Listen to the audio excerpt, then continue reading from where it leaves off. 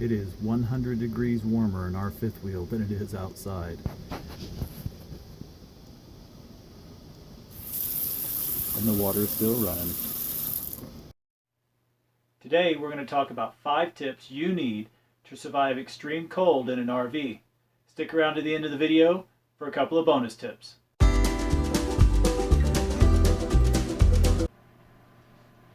-32 was the coldest it got overnight. So it's a lot warmer than it was this morning. Let's go outside. Talk about those things we can do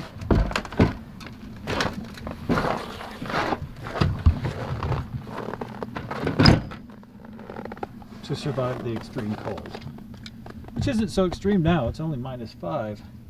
One of the first things is the skirting. So I've tried a couple of different ones, and this has been on for now about 1.5 years. The first skirting I had on here was kind of a canvas material, and I'll put a picture up of what that used to look like. This is 1/2-inch rigid foam board insulation. Comes in 4x8 sheets. I got these sheets at Home Depot. What I liked a lot about this is these did not have any writing or printing on the outside of the sheet. There wasn't any branding on it. The same thing with this Nashua Extreme Weather tape. It doesn't have any branding on it either, so it's a little bit of a cleaner look. There's nothing really that holds it on the bottom. All I needed to put this on was a utility knife, that aluminum duct tape, and the 4x8 sheets. It's been in winds up to 70 miles an hour and has held up really well without anything bracing the bottom. I will say over here in this section, and you can kind of see it right here, there's a crack. This section did blow in about 1 foot on the 70-mile-an-hour wind day, and all I did, I got underneath it, pushed it back out, put a couple of big rocks behind it to stabilize it, and it's been fine since then. The interesting thing is it did not blow that tape off of there, so it didn't break the tape. Now I'm going to put in my description what this tape is. This is Nashua Extreme Weather duct tape. It's good down to -35 up to 260 degrees, and you can apply it down to -25. So to review, skirting. You're going to want to skirt your RV. It's going to need to be skirted if you're going to try to make it in temperatures even really below about 10 degrees. You can do it, but if you're going to do it for any length of time, you're going to need to skirt your RV. You can use tarps if you have to, and Gorilla tape it around and put rocks around it. That's pretty close to what I did the first year. We made it through. We didn't break any lines. I'm going to show you a couple of examples of other types of skirting and things that you can do. Our neighbor here, he's got wood that he put all the way around his in skirting, and it's about 4 inches thick. He's got 2 layers of it, and he put insulation in between the wood. And that's one of my other neighbors over there. He decided to go with hay bales, and you can use the hay bales. The problem with the hay bales is you'll end up with a ton of mice. The mice are going to move in there and live under that thing. It's a beautiful day. I think it's warmed up to about 0. There's a Suburban under all that snow. Check how that snow is formed and kind of falling and making its way down the side of it. So the hood's about right here. That'll give you an idea of how thick that snow is. The next tip is your water lines. So that's our water hose coming in. There is 1-inch insulation on there covered by 3-inch insulation. So there's 2 layers of insulation around the hose along with a heat tape in there that runs the full length of it. Now our water hoses and our sewer hoses are actually underneath the RV, not on the outside of it. So you double insulate your water lines. Something else that I did is behind the door here, I stuffed a rag in there to fill in the air gap and provide additional insulation around the fitting. Now we'll look in here got my in the basement. I recently made some updates in here for how I deal with this water coming in. First, I've got a small 250 watt heater plugged in here, and it's plugged into a thermal cube. This cube kicks the electricity on when it drops down to about 34 degrees and cuts it off at about 45 degrees. So it maintains a good even temperature in here. This is a very small area, so that heater is fine. Another improvement that I made, this right here is the water inlet. I took the flex line that was out, that looked like this, and added a valve down there and a piece of PEX so that I could shut that water off if I need to without having to crawl underneath the RV to do it. Also up here, that's the outdoor shower. I just disconnected those lines and capped off where they tied in to the T's up here. No sense in risking having a freeze and a line pop because of that. These two lines are actually the black tank cleanout lines, so they don't have water in them constantly. Right here, I replaced my fresh water pump with a newer version of the SureFlow, and I added a service valve here so I can shut the water off there and service the pump if I need to. I also created a T and added a valve here where I can fill my fresh water tank from inside without having to open up that door where I've got that rag stuffed in there and risk breaking one of the seals, because things get cold and they contract and they go back together, and you may never get that sealed again if you have to open that up. The reason I did this, I have a heated underbelly, so my water tank down there is heated, and in the event that the water freezes, and I had this water freeze in the ground, our lines are buried 8 feet in 2018 when it hit -40. And our fresh water tank wasn't full. This way now my fresh water tank's full, I have a nice new pump, and if the water lines freeze coming to the RV, I'll still have fresh water inside the house. One of the things that I learned too, I didn't put a piece of PEX here. I put flexible line and I did a long loop. If you hook that pump up, it vibrates. Now this one is 100 times quieter than the original one I had, but it will vibrate, and with this rigid line, you'll feel it and hear it all throughout the RV. With creating a large loop like this, when this vibrates, this absorbs a lot of that vibration. It doesn't transfer it to the rigid lines. So backup water and a heated basement. RV furnaces run on 12-volt power. If you lose electricity overnight, they will start running off of your house batteries. In temperatures like this and weather like this, the power can get cut. You can lose power because of falling trees, because of snow, freezing lines, and you want to make sure that that furnace will kick and come on and that the fan will run at least overnight so that you have the ability to stay warm and be safe. I have 4 Group 29 batteries on here. That gives me enough power that if we lost electricity overnight, the furnace would still kick on and run, and it should make it a good 20 to 24 hours before we lose 12-volt power. Which comes to the next thing, have a backup generator. I have a small Honda EU 2000.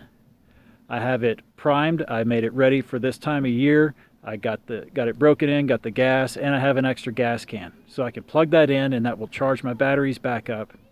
So the other thing that you need with making sure that you have heat is you need to make sure that you have 2 sources of heat. Don't rely on one. If you lose your propane, your RV is going to freeze. And even if you can leave and go to a hotel, your water lines are going to freeze, your tanks are going to freeze, and you're going to come back with a big problem. So I have 3 ceramic heaters that run off of 110. Now with a 50 amp service, we can do this. If you have a 30 amp service, the most you're going to run is 2. With a small generator, and you could go up to a 3500 watt generator. We've got 2 actually, so we can parallel them and we could run 2 heaters in there. You can hook that up and you could run at least 1 ceramic electric heater, and you can run your propane. And if one system goes down, you still have the other to, at least if you leave, you can leave one on, and that should keep a hard freeze from happening inside your RV so that it'll stay protected and you won't come back to a big mess. These seals around doors on these RVs, these seals are terrible. They will leak like you won't believe. So this stock seal is just not going to work. I got this. It is a 1/2 inch wide, 1/4 inch thick seal, and I put it on the other side. So those 2 seals come together and allow it to create a much better seal around that door, especially on the threshold on the bottom. You're going to want to have that seal down there. It'll stop the cold air from leaking in. In the summertime, it'll help with the air conditioning, but that seal around the door is a really important factor in keeping that RV warm. And that's it right there. So that will make an enormous difference in how well you heat your RV.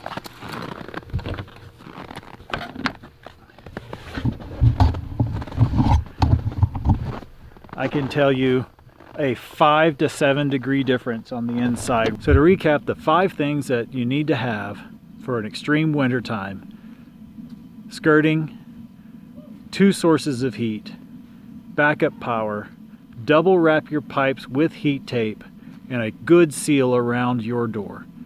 You do that and there's a good chance that you'll be able to make it through minus 30 degrees in your RV. And I'm going to get back in because it's cold out here. And I enjoy the cold, but it's cold. Now,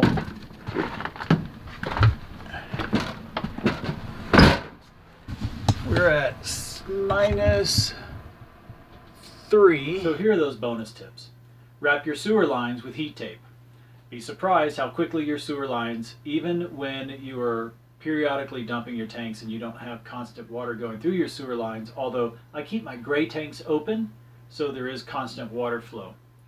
I use the hot water from the showers and from the sinks, and that helps to keep the ice clear, but I also have heat tape around the sewer lines. You can do that and then wrap towels or blankets. Those are 2 things that I've used in the past. And if you can find 4-inch insulation, 4-inch pipe insulation, you could wrap that around it too.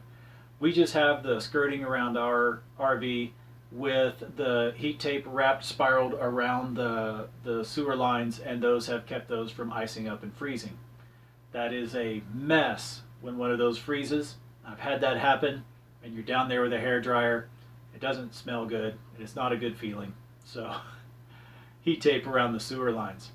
Another one is to cut out vent covers, and that rigid foam insulation we have as the skirting works great for this. I don't personally have them on our roof vents, but on your roof vents you can cut out a nice square piece, make it just big enough so it fits up there nice and tight, and shove it in there, and that will help to keep the heat inside the RV, and it just plugs up another spot where you can lose heat.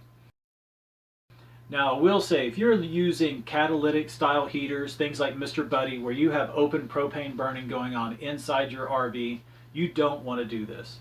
You want to make sure that you have airflow. In fact, you may even want to open one of those vents 1/4 of an inch to even 2 inches, depending on how much airflow you need for how big of a propane heater. Now, this is not like your furnace. This is the indoor propane type heaters like the Mr. Buddy with a catalytic element where they're burning propane inside of it. When you burn propane, it releases carbon dioxide, and if there's not enough oxygen for that burn, it'll release carbon monoxide. So you have to be very careful when you burn those for any length of time inside of a confined space. So having those roof vents where you've got some airflow so you can get fresh air in here is a really good idea if you're using those catalytic style heaters. Another thing you can do is use corrugated plastic. You can get it at Lowe's or Home Depot, sometimes in 2x4, 4x4, or 4x8 sheets. You use this and you cut it out the shape of your windows, and then you can use some magnets to put it on your windows around it and create a double pane style window. This will help with condensation on your windows. It'll help with heat loss. Again, this isn't something personally we've done. We simply just pull our nightshades down. We do get some condensation on the windows. There's 4 of us in this RV. One person breathes out about a pint of water in a 24-hour period. So with 4 people, that's a lot of moisture coming out. Another thing you could do is just get a dehydrator to do it. Something you guys might be thinking too, with what I mentioned earlier about the catalytic heaters. The reason your propane heater or propane furnace in your RV doesn't have that same problem is it has an air intake and exhaust for the air that's actually burning the burner inside of the furnace. That's why you have those exhaust ports on the outside of the RV for the furnace. It's pulling air in, it's using that for the burn to create the fire, and then there's an exhaust port where that moist air is coming out. That's why in cold weather like this, and you may have seen it earlier, on mine the little screen will start to build up with some moisture because there's moisture and water coming out of that. The furnace fan blows air over the outside of that burner, heats that air up, and that's the air exchange that happens inside of your RV. So those bonus tips. One, the corrugated, you can double pane your windows with that. It's a simple way of doing it. Easy to cut, easy to shape. You can use a single-sided sticky magnet tape and put that on and get a nice seal around your windows. You can cover your roof vents and get those where you're not getting an immense amount of heat loss there. Wrap those sewer lines. That will make life a lot easier for you in the future. And the last tip. If your propane does get too cold and it stops flowing, you can't build up enough pressure to get your furnace to ignite. Something you can do is actually put an electric blanket or an electric heating pad on your tank. Maybe wrap your tank with it, and it should get it warm enough to get the propane to gasify and build up more pressure and get your furnace to ignite. It was funny when back in 2018 when we did hit -40 and our large propane tank, the propane liquefied in it, gas quit flowing. That was one of the suggestions once I got to the propane refill station was, hey, you could have just put a blanket on it and it would have heated back up. And in hindsight, that's good. That was a good little piece of information that someone could have used. But you have to be careful. There are extreme colds and you are in an RV. So you want to make sure that you have your systems ready. Don't just go into this thinking that you can just show up, park your RV, flip your furnace on, and it's going to be -20 and you're going to be comfortable, because you're not. And it can get dangerous. So take the time, get prepared, and you'll be plenty comfortable just like we are right now in our RV. If you want to see what extreme really is, I'll leave you with this little outro. Extreme.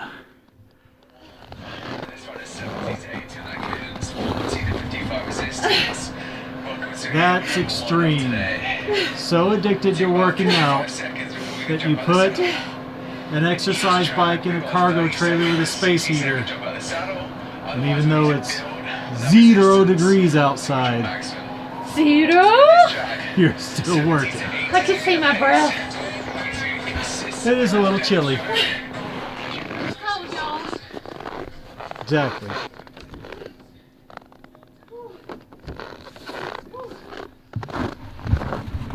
Thought you guys would get a kick out of that.